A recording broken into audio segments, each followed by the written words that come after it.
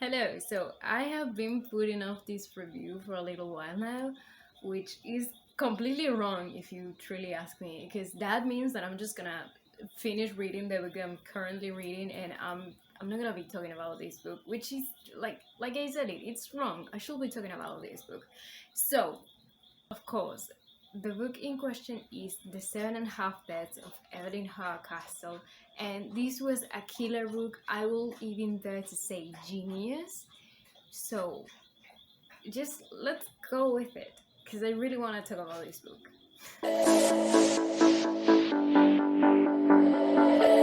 Okay, so I finished reading The Seven and a Half Deaths of Evelyn Hardcastle by Stuart Turton. I think that's how you pronounce his name, but if I'm wrong, correct me. The thing is that I finished reading the book like 2 weeks ago, probably. And then I started working, and then I didn't have time and I didn't have the will to do it. And I'm reading Mistborn currently, so I've been reading, so in my free time, I haven't been filming a lot. So, but anyways, I really want to talk about this book because it blew my mind. If I'm not wrong, this was Stuart's first book, which is actually incredible because it's a genius book. So the first part of this is just gonna be me talking to you about what the story is about in general things, without spoilers. So if you want to, just watch only the first part until I tell you from now on we speak spoilers, and that's it. That's it. So the story is pretty simple. It's a mystery, which I love. I love mysteries. Like you have no idea. So the thing is that there is someone. Well, the book is named "The Seven and a Half Deaths of Evelyn Hardcastle." So of course, there's this guy who wakes up, knowing absolutely nothing about his previous night, about anything. He doesn't know shit about his life, and then he finds out that he has to, you know that he's gonna have eight hosts, eight people that he's gonna wake up in the skin of, and that through the eyes of them he has to solve the murder of Evelyn Hardcastle. So it's really quite interesting from the get-goes. This is a really well built up story. Like, I was really caught up by it right from the start. So it's a story that I will 100% recommend, especially if you like mysteries. I mean, like, I solved the mystery like on the third, yeah, I think that it was on the third chapter, but that's just me. But then, as I went on going, there was so much more than that one and only mystery. There's so much more to this book that I cannot even begin to tell you without spoiling it, so I'm not gonna say it. But seriously, like, if you want to read a good mystery, this is the book for it. And if you like, the whole thing of thinking it and everything, it's just seriously such a well built up book. Especially treating it throughout this thing that he's waking up, in different people's bodies.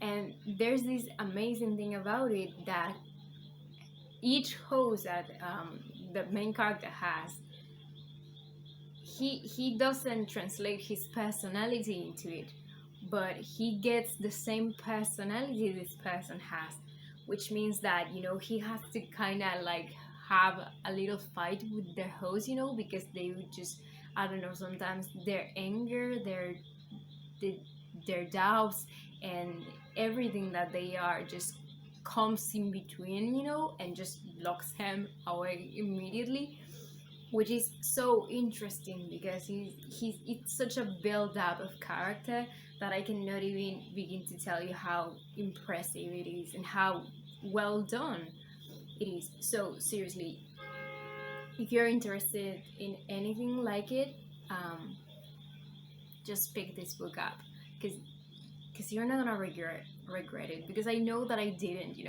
Like, once the first couple of chapters I usually read them really slow because I'm just trying to understand everything, but once I just caught up, and like I'm like, okay, now I'm hooked, you know. I begin reading like, and I can put the book down. And this is one of those books that I couldn't put it down, you know. And once I was just entirely hooked, I read it in like one sitting. I think it was one sitting because I spent the whole day just reading the book. So yeah, I did that. It's really recommendable. Just please read this book. I love it. Seriously. Now we should be talking about the 7.5 deaths of Evelyn Hardcastle and the entirety of the development, you know. And this is a book, and this comes from the spoiler part of the review already. So please don't watch from now on if you haven't read this book. What can I tell you about this book? So it starts out with Aiden Bishop, who is the first character, you know, the, who is the main character, and he wakes up, you know, knowing nothing except for the name of Anna. That's the only thing he knows. And he believes that Anna is the girl that's being chased, you know, because he wakes up in the woods. He doesn't remember anything except for the name of this girl, and he believes that this girl is being chased by a man, you know, and then he hears a gunshot and he thinks, oh my god, this girl was killed. So, you know, this guy gives him a compass and he tells him to go east where the mansion is. So he goes there and he starts telling everybody like, okay, so there was someone murdered in there. I saw someone die. So please, I need help, you know. And everything starts upon that, you know. And his first character is Sebastian Bell, you know. And his first host, actually. And this is a he is supposed to be called the doctor. Everyone calls him the doctor, but he's actually a drug dealer, which is something that is so fucked up, so fucked up. And this is something that I love about this book, because each and every single one of the men in this story, you know, every single one of the hosts he has, they're not good people. They all have something, you know, like he's just it is terrible. There's this other guy, I think that it was his fourth host, that was a rapist, you know, like it was horrible people in general, you know. And then there's another character who's called Ravencourt. Yeah, who's named Ravencourt. He was so interesting, you know, and he was a banker, if I'm not remembering correctly. And he was one of the most interesting hosts, you know, because he was really, really smart. Then he had another couple of you that were actually really great, but I think that Ravencourt was just pretty much one of the, you know, the ones we spent the most time in, and he was really great in it. But anyways, like the thing that I love about this book is that his hosts are all jerks. Like you wouldn't like to mingle with these kind of people because they are pretty horrible, you know. And well, that's the thing about Blackheath, you know, the mansion in which they're in, you know, that every single person in here is completely horrible. Everyone is horrible in their own regard. So of course everything that's happening is happening because of that. Anyways, I'm just derailing myself. I shouldn't be doing that. So the story begins with that, you know, he meets Evelyn Hardcastle, you know, and he befriends her, you know.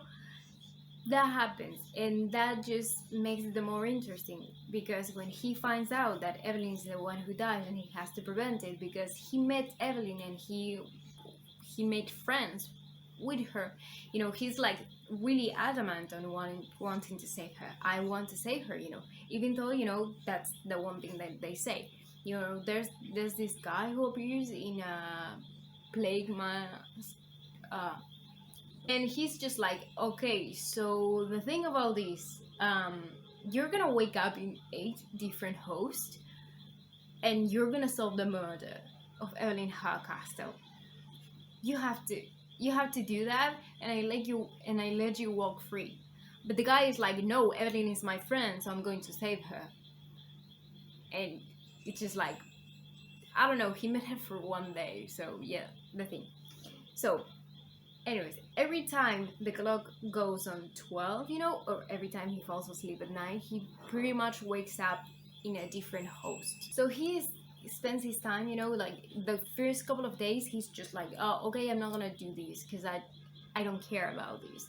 And then he's just going around like, okay, yeah, I have to solve the murder because it's Evelyn, and that's my only way out, and that's my only way to save her. So he starts working on it actually, and he starts uncovering a whole bunch of stuff.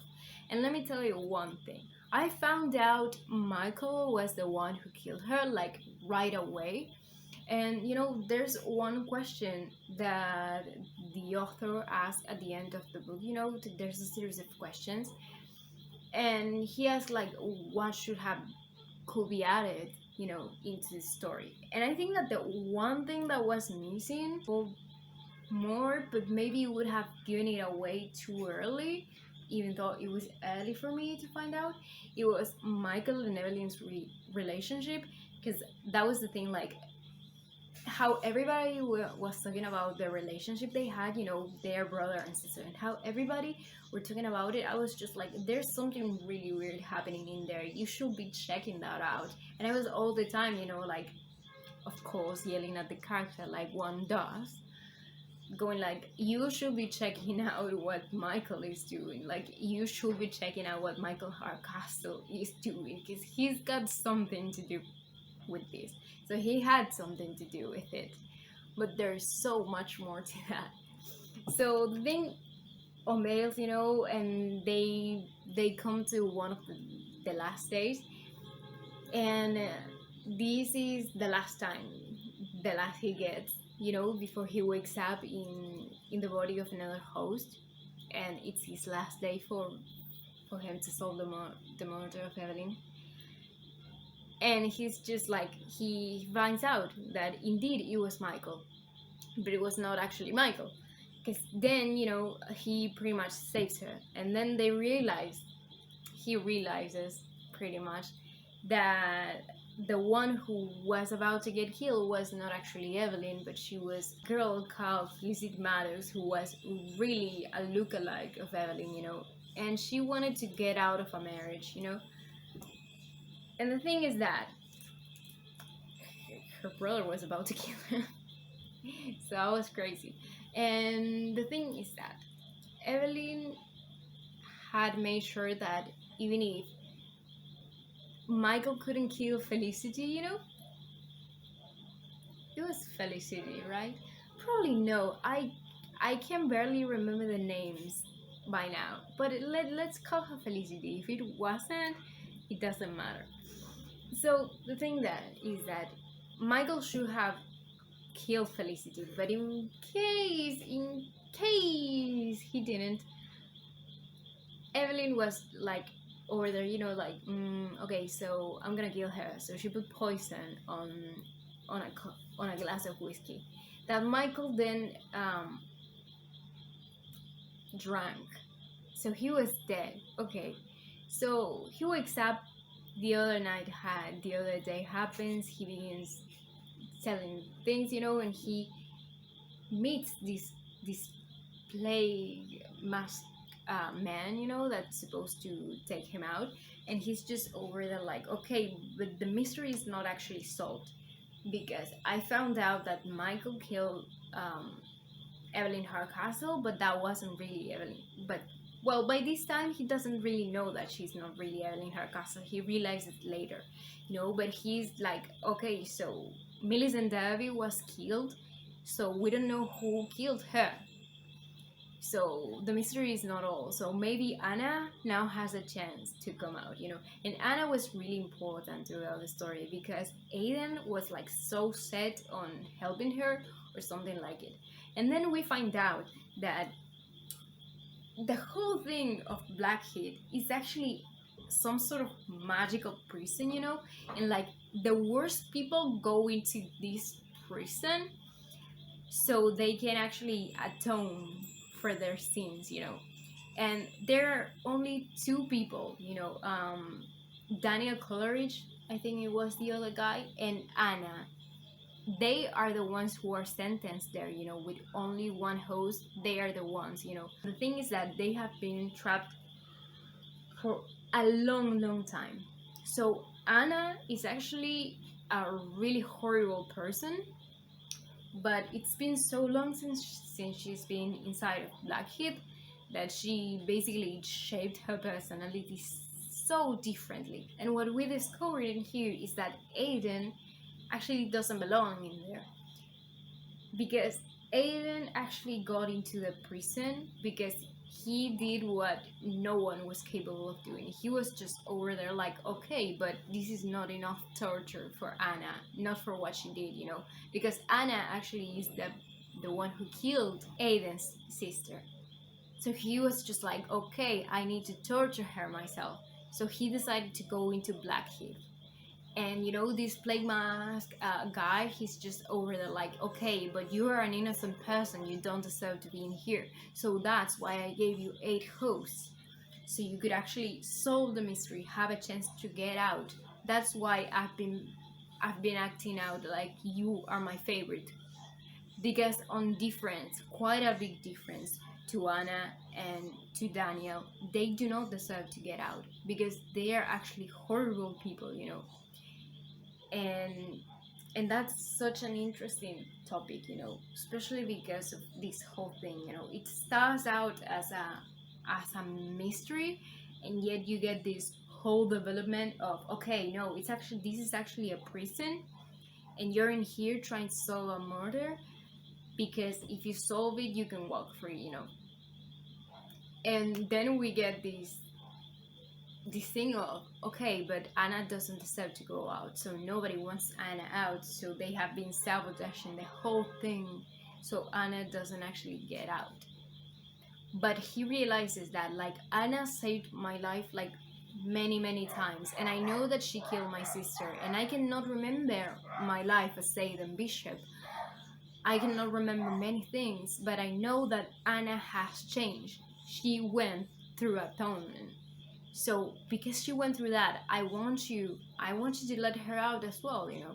Like, it's been 30 years since her and I have been in here. She's changed in 30 years.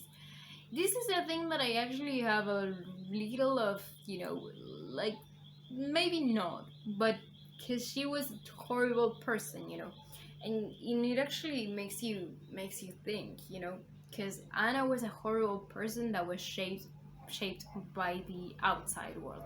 So what kind of world exists out there, but past the prison, that creates a person like Anna, that she had to be sent to a place like Blackheath, that it was completely terrible. So that says a lot, you know. And I feel like, I don't know if 30 years is actually quite a lot for atonement, but then, you know, it's a long debate that we could have, because then I do believe people change when they want to change, but I don't know if you can change a serial killer, or if you can change a person like what Annabelle was.